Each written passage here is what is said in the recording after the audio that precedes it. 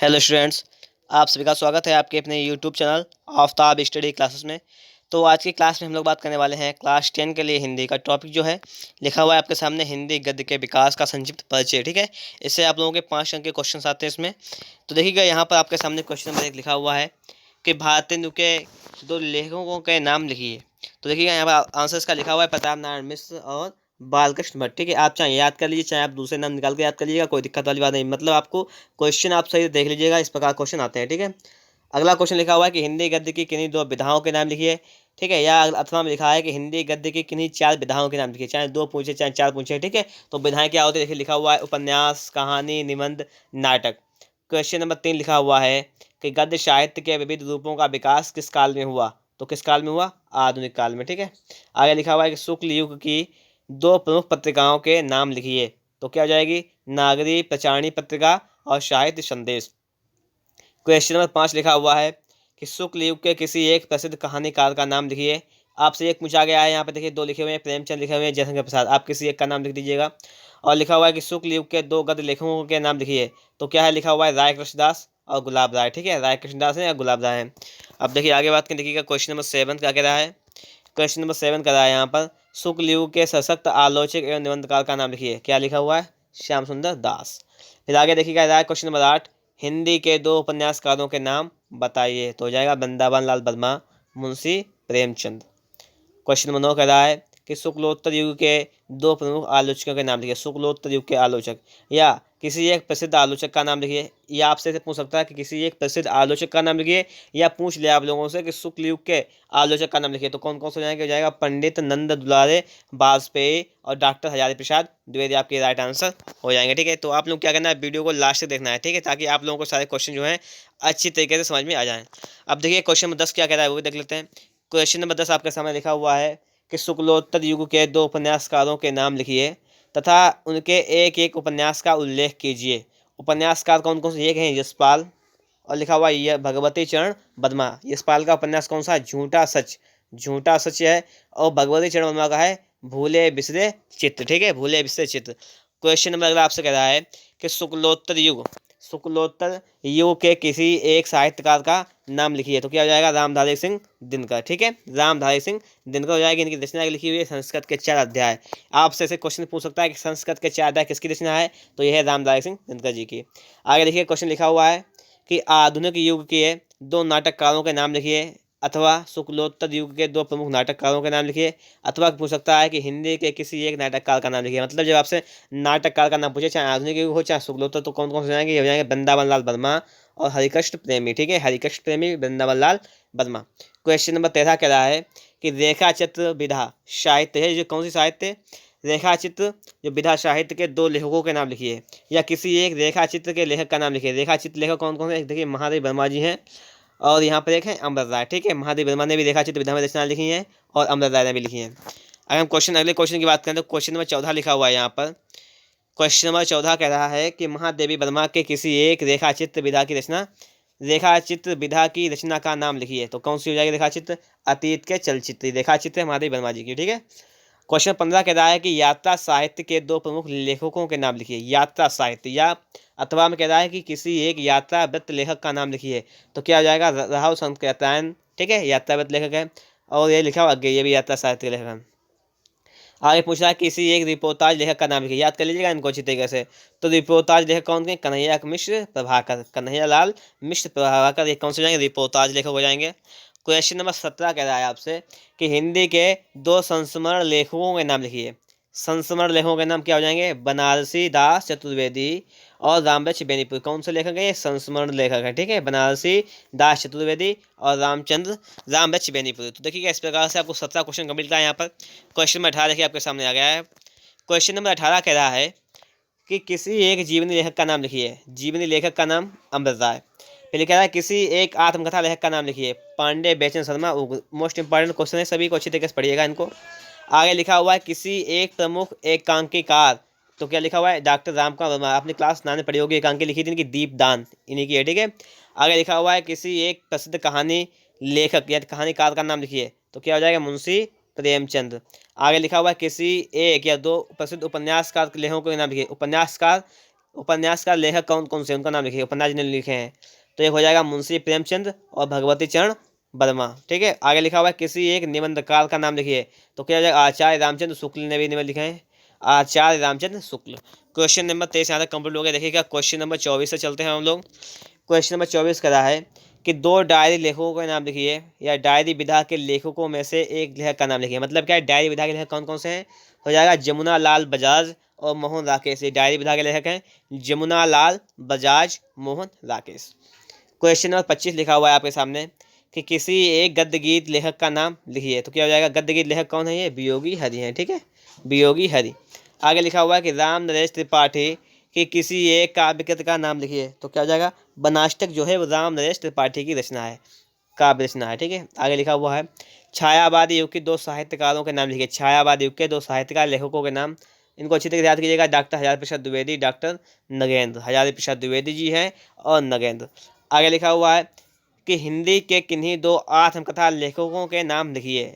ठीक है, तो देखिएगा कौन कौन से हैं, बाबू श्याम सुंदर दास, इन्होंने लिखी है मेरी आत्म कहानी, रचना कौन सी है, मेरी आत्म कहानी। और एक है यशपाल, इन्होंने लिखी है सिंहावलोकन। ठीक है, सिंहावलोकन। आगे लिखा हुआ है कि जयशंकर प्रसाद की एक कृति का नाम लिखिए। एक रचना कोई सी लिख लीजिए, चंद्रगुप्त, स्कंदगुप्त। ठीक है, कोई भी लिख सकते हैं आप लोग, कोई दिक्कत वाली बात नहीं। झरना भी है और कामायनी भी है, तो काफी कोई सी एक पूछी गई, कोई लिख दीजिएगा एक जो आपको ध्यान में आए। ठीक है, आगे देखिएगा क्वेश्चन नंबर 30 कह रहा है कि राहुल सांस्कृत्यायन की एक रचना लिखी है। तो क्या हो जाएगी, मेरी तिब्बत यात्रा। और अंत अगर आपको ये नहीं याद है, कोई दूसरी याद हो तो वो लिख दीजिएगा। ठीक है, क्वेश्चन नंबर 31 कह रहा है कि डॉक्टर भगवत शरण उपाध्याय की किसी एक रचना का नाम लिखिए। तो क्या हो जाएगा, ठूठा आम। देखिएगा मैंने इससे पहले एक वीडियो बनाया था क्लास 10 के लिए, रचनाएं मैंने दी थी उसमें लगभग आप लोगों को। ठीक है, तो रचना अगर आप लोगों ने नहीं याद की तो आप लोग वो वीडियो को देख लीजिएगा, जिससे आपको रचनाएं भी याद हो जाएंगी। अगर आप क्वेश्चन कर रहा है कि अज्ञे की एक किसी रचना का नाम लिखिए, तो हो जाएगा कितनी नावों में कितनी बार, ये अज्ञे की ही रचना है। आगे देखिए लिखा हुआ है राहुल संकृत्यान की एक रचना का नाम लिखिए। तो हो जाएगा मेरी लद्दाख यात्रा, ये राहुल संकृत्यान की है। फिर लिखा हुआ है कि डॉक्टर राजेंद्र प्रसाद की एक रचना का नाम लिखिए। शिक्षा और संस्कृत किसकी है, डॉक्टर राजेंद्र प्रसाद। आगे लिखा हुआ है हमारी, ये लिखा हुआ है हजारी प्रसाद द्विवेदी। हजारी प्रसाद द्विवेदी द्वारा लिखा एक उपन्यास का नाम बताइए। उपन्यास कौन सा है, ये बाणभट्ट की आत्मकथा क्या है, उपन्यास है। ठीक है, किसका उपन्यास है, हजारी प्रसाद द्विवेदी का। क्वेश्चन कैसे पूछ सकता है कि बाणभट्ट की आत्मकथा के लेखक कौन है, तो हजारी प्रसाद द्विवेदी। या इसकी विधा क्या है, तो उपन्यास। ठीक है, इस प्रकार से पूछ सकता है। अब देखिएगा आगे कह रहा है यहाँ पर, क्वेश्चन नंबर हमारा है 36 नंबर कि यशपाल की किसी एक रचना का नाम लिखिए। तो क्या हो जाएगा, झूठा सच। ठीक है, या सिंहावलोकन, कुछ भी बता दीजिएगा, पढ़ी थी आपने ऊपर। आगे पूछ रहा है यहाँ पर, कह रहा है कि प्रगतिवादी। ठीक है, समझिएगा बात अच्छी तरीके से। यहाँ पे कह रहा है क्वेश्चन नंबर 37 है कि प्रगतिवादी युग की दो विशेषताएं बताइए। प्रगतिवादी युग की विशेषता, देखिए विशेषता याद कीजिएगा, विशेषताएं अक्सर पूछ ली जाती है परीक्षा में। तो हो जाएगी साम्यवादी विचारधारा और शोषित वर्ग की पीड़ा का चित्रण। ठीक है, दो हो गई, इनको याद कर लीजिएगा आप लोग। तो देखिएगा यहाँ पर आप लोगों के सामने क्वेश्चन नंबर 38 लिखा हुआ है कि प्रेमचंद्र के दो प्रमुख उपन्यासों के नाम लिखिए। तो हो जाएगा गोदान और गबन। ठीक है, आगे लिखा हुआ है जयशंकर प्रसाद के दो ऐतिहासिक नाटकों के नाम बताओ। नाटक के नाम बताने हैं, तो हो जाएगा चंद्रगुप्त और स्कंदगुप्त। ठीक है, ऐतिहासिक नाटक हो जाएंगे। आगे कह रहा है कि मुंशी प्रेमचंद जी की किसी एक प्रसिद्ध कहानी का नाम लिखो। कहानी कौन सी, कफन एक प्रसिद्ध कहानी है। ठीक है, 40 क्वेश्चन कंप्लीट हुए। देखिएगा क्वेश्चन नंबर 41 आपके सामने आ गया है। कह रहा है कि डॉक्टर राम कुमार वर्मा के द्वारा प्रसिद्ध एकांकी का नाम बताइए। तो हो जाएगी दीपदान। क्या हो जाएगी, दीपदान। आगे कह रहा है कि निम्नलिखित गद्य विधाओं में से किसी एक गद्य विधा के प्रसिद्ध लेखक का नाम एवं कृत लिखिए। किसी एक लेखक का नाम और गद्य। देखिएगा यहाँ पे लिखा हुआ है विधा कौन सी है, जीवनी विधा के लेखक हैं विष्णु प्रभाकर। और इन्हें लिखी रचना कौन सी है, रचना है आवारा मसीहा। समझिएगा बात यहाँ पर। अब देखिएगा इसको देख लीजिएगा थोड़ा कि ये विधा विधा कौन सी, जीवनी विधा है, और लेखक कौन है, विष्णु प्रभाकर जी। रचना कौन सी लिखी है, आवारा मसीहा। आगे विधा है यात्रा साहित्य, इसके लेखक हैं राहुल संक्रांत। इस विधा में रचना लिखी, रचना का नाम है घुमक्कड़ शास्त्र। ठीक है, समझ गए होंगे आप लोग। क्वेश्चन नंबर 43 कह रहा है कि सेठ गोविंद दास किस विधा के प्रमुख लेखक हैं। ठीक है, तो है एकांकी विधा के। सेठ गोविंद दास किस विधा के, एकांकी विधा के लेखक हैं। भुवनेश्वर गद्य विधा गद्य की किस विधा विशेष के लिए प्रसिद्ध है। भुवनेश्वर तो एकांकी विधा के लिए प्रसिद्ध है। आगे लिखा हुआ है नामवर सिंह किस विधा के प्रमुख लेखक हैं। नामवर सिंह हैं आलोचना विधा, आलोचना विधा के हैं। आगे लिखा हुआ है उदय शंकर भट्ट किस गद्य विधा के लेखक हैं। तो ये है एकांकी विधा के। ठीक है, उदय शंकर भट्ट जो है वो एकांकी विधा के लेखक हैं, और भुवनेश्वर भी एकांकी विधा के लेखक हैं। आगे लिखा हुआ है डॉक्टर नगेंद्र किस गद्य विधा के लेखक हैं, ये आलोचना। ठीक है, आगे लिखा हुआ है गोदान के लेखक का नाम मुंशी प्रेमचंद, बहुत बार आ चुका है, इंपॉर्टेंट है आपके लोगों के लिए। क्वेश्चन नंबर 49 क्या कह रहा है वो भी देख लेते हैं। कह रहा है कि देवचंद्र कांता शंतर के लेखक कौन है, तो हो जाएगा देवकी नंदन खत्री। फिर आगे कह रहा है कि भाषा योग वशिष्ठ के लेखक राम प्रसाद निरंजनी हो जाएगा।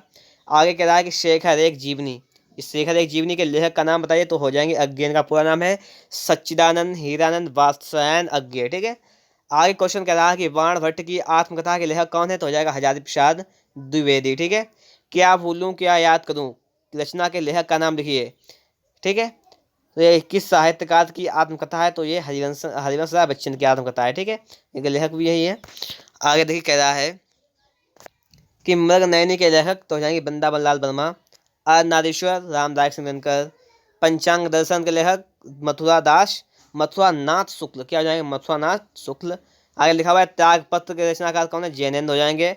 और ठूठा आम भगवत शरण उपाध्याय, ठूठा आम के लेखक कौन हो जाएंगे, भगवत शरण उपाध्याय, ठीक है। आगे हम बात करें तो आगे देखिएगा लिखा हुआ है कि मेरी कॉलेज डायरी के लेखक का नाम डॉक्टर धीरेन्द्र वर्मा, ठीक है। इंदुमती किशोरीलाल गोस्वामी। मेरी यूरोप यात्रा के लेखक राहुल संस्कृतायन।